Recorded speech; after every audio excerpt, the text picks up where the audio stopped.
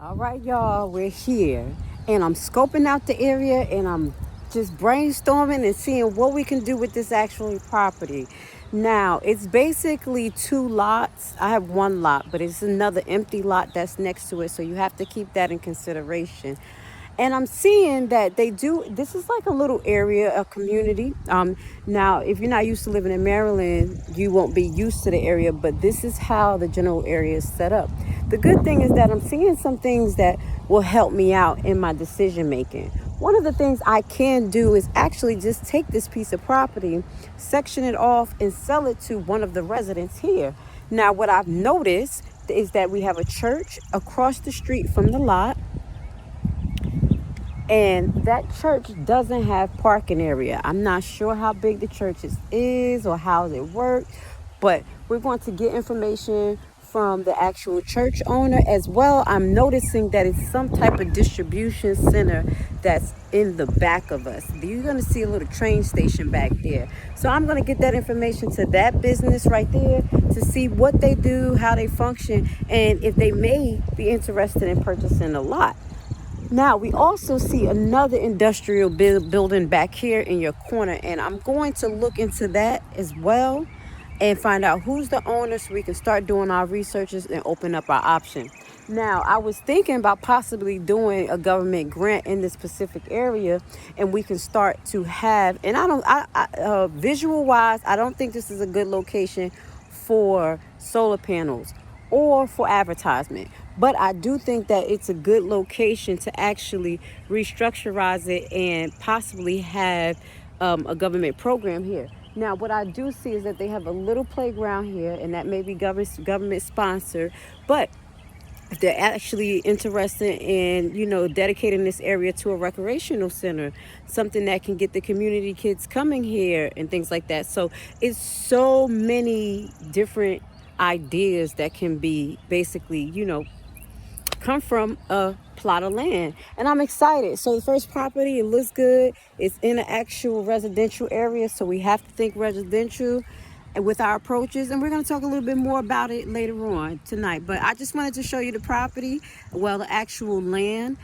This one is only 2,070 square feet, and we're going to work with it. So we're going to go to our next property and see what we're going to do with that property. But I want to say thank you so much for being part of the buyback team. And if you have any property that you recently or have ever invested in and you want to show the family how you went about doing it, what's the property, what was your options, please feel free to get in contact with me. Lashley is here for it. We want everybody to be sound, wise investors. And I'm really grateful because it's funny.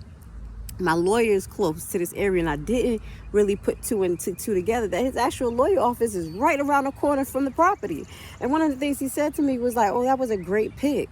And because I chose the county based on my criteria, I didn't put 2 and 2 together that his actual office was in this county. So it was a good pick, and maybe it was God sent. So we're going to head over there, go maybe say hi to him, and then we're going to head to the next property. But love you guys, and thank you being part of the buyback team, being part of the buyback summer extravaganza.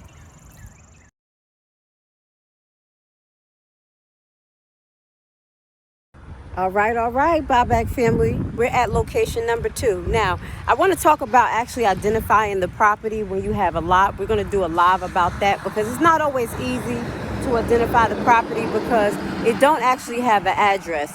So we have 2 properties on the same strip, or 2 lots that look markedly similar that I want to verify. But the way that this is set up, I really think that this is the lot. So I do want to show you the lot. This is the lot. So I think the lot is worth about $17,000, and the tax lien in itself was probably about $450 plus the closing costs. We'll talk about that because Maryland is, you have to go through the foreclosure process. But what that goes to say, I'm over here trying to weigh my options. What could I do with this piece of land? What may happen? So when you look at the surrounding area, it looks like it has some residents across the street, as well as a gas station down the street. But what I did notice is that the gentleman next to the property actually have a bricking business. So I'm going to take my time and get to know the people and see possibly do they want to extend their land by purchasing a short sale property and put all their bricks there. So as you can see, this gentleman has bricks right here. Wouldn't it be amazing that he could get a gate here and add on to his property? So we're going to talk and we're going to keep you posted, and we're going to definitely continue on our primetime summer investment extravaganza. I want to say thank you for being with Lashley, and also thank you for being part of the buyback team. The next video you'll see is the live where we start to put all of this information together. Hopefully we could do a live in Maryland because the service sucks, but it's okay. We'll go live possibly tonight, or most likely I'll upload tomorrow if we can't go live. So I want to say thank you for being part of the buyback team and being with us on our journey on our summer buyback investment extravaganza. And I want to say many blessings and safe investments to you.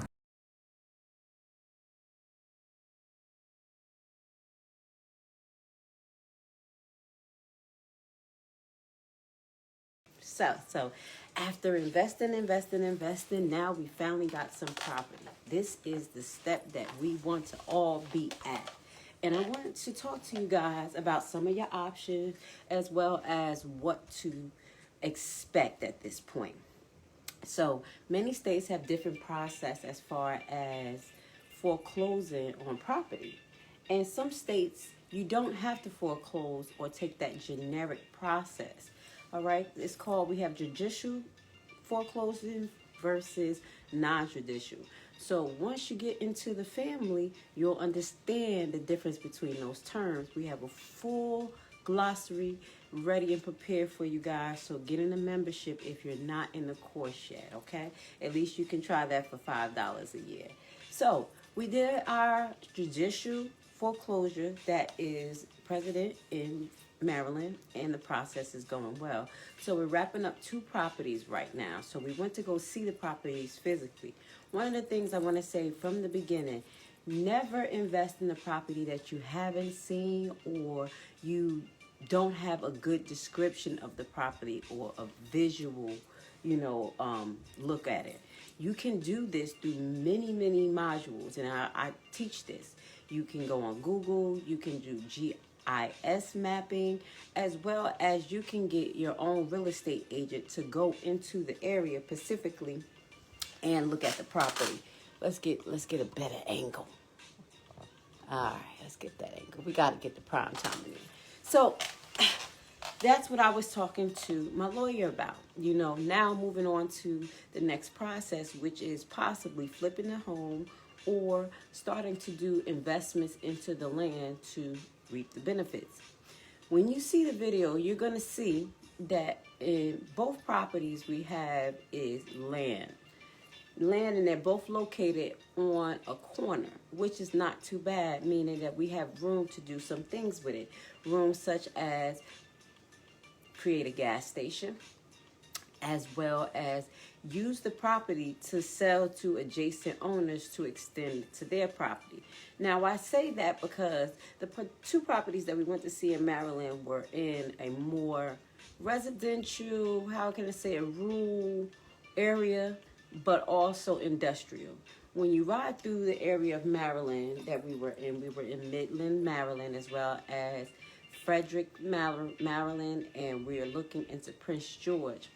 These areas can go quickly from having a little country suburban feel to an industrial feel. So in the area that we have the property in, is noted that they don't have a lot of gas stations, but they have a lot of industrial areas such as farm, trucking companies, and things like that.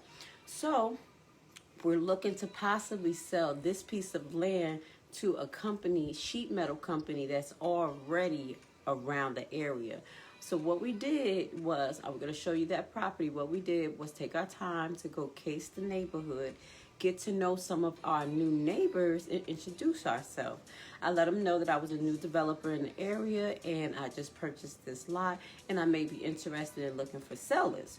So with that goes to say, I found a gentleman in the area who may be interested in purchasing one of the properties. So this is your options. You have many options as far as being tax lien investors, but you have to be ready to keep on going through the hustle. Okay. The second property, just explaining to you my options right now. The second property is kind of similar, but what I found is that it's a gentleman that lives next door to the property who actually is working on a bricking company. So you can see in his driveway, he has bricks laid along the grass. So I talked to him and I talked to his wife in regards to possibly him purchasing the property, the land, so he can extend his yard and actually build a lucrative brick company in the area. So these are two options for two of the properties, as well as I told you, I can keep the properties and literally build on it myself, or sublease it with a home possibly built on it. Now we can go the conventional route and get a mortgage to get a home built on a house, and then sublease it to people who are interested in purchasing the property but may not have the credit to do so. So this is another option. But I want you guys to be prepared to what happens after you own the property. One of the things you have to know is that you're going to be the responsible party for the taxes.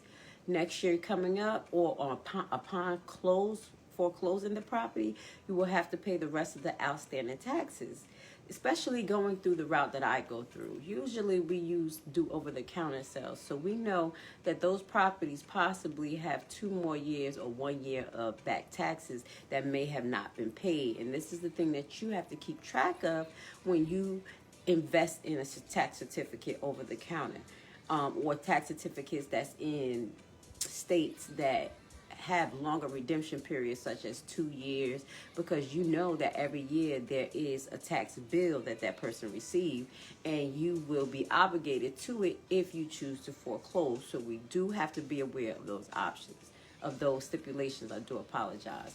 Also, you need to be aware that as soon as you get the property, it is very, very important to look for insurance.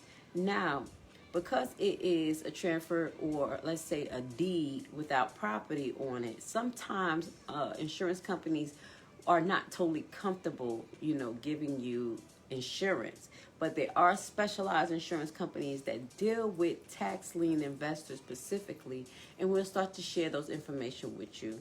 You can email me, let me know, do you need it? It'll be also uploaded on the website, some important hints and tips and referrals. So those are things to think about. Be ready to pay the taxes. Be ready to have insurance. It is basically like owning a home without a mortgage as soon as you get the property. So be prepared, because the liability is now yours. There's other things that we actually have to focus into, as well as maintenance. Now that you have another property, it's very important for you to know that you have to maintain it, and there are state regulations that you have to abide by. So you will have to send or contract with, let's say, a landscaping company to keep that property up, because that land was being kept up by the county. Now you are responsible for that. So those are some of the things that you have to be aware of upon foreclosing on a property, as well as some of your options of what you can do with that property when you have it. So our goal here on Primetime Home Buyers is to educate the average person in the process of tax lien and tax deed investment. With the course 1 will break down all the ABCs of getting you started. Those ABCs include: what is a tax lien versus a tax deed? Why should I be interested in a tax lien versus a tax deed? And that's going to be based on your needs. We talked about that in detail as far as if you are an investor that's just looking to get residual income coming in, the best thing to do, our advice, is to get in the tax lien game and look for specific cul-de-sacs that are, being developed by developers. We have a special segment that's focusing on that gives you detail on how to always redeem on tax liens. Okay, there is a way, and this is how we've been doing it for so many years.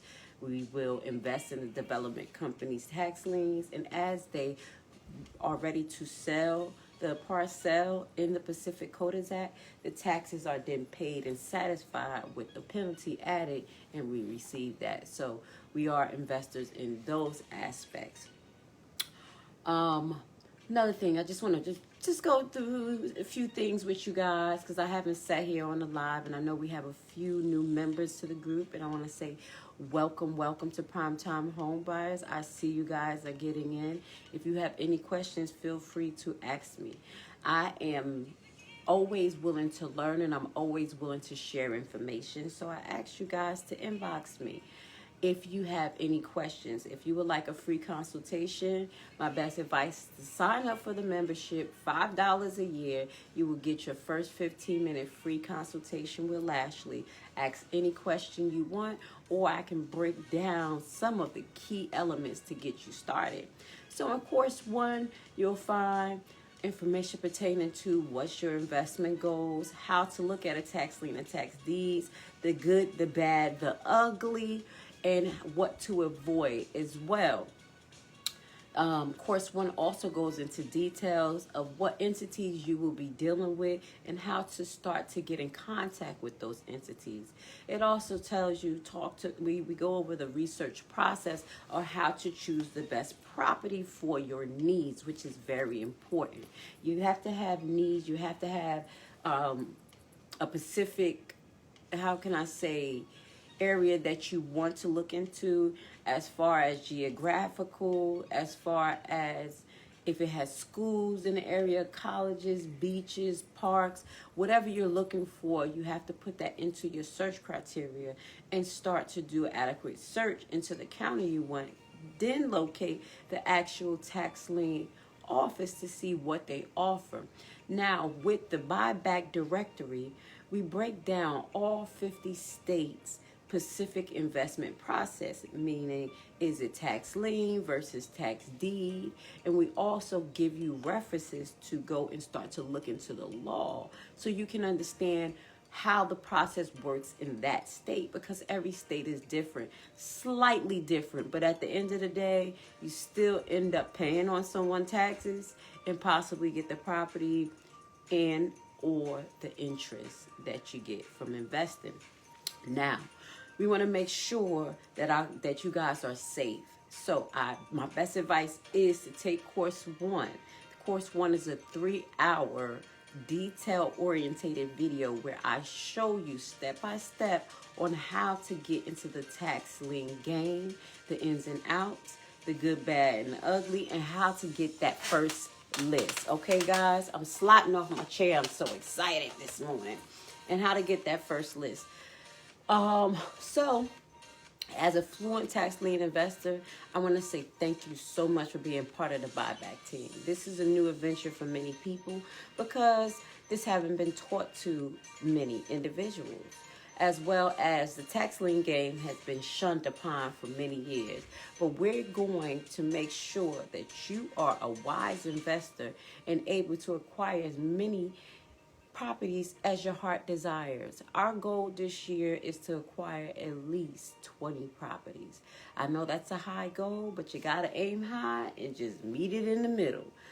Positivity is everything. So if you have a goal, an investment goal this year, let us know and we can help you get there. Thank you so much for being part of the tax lien team.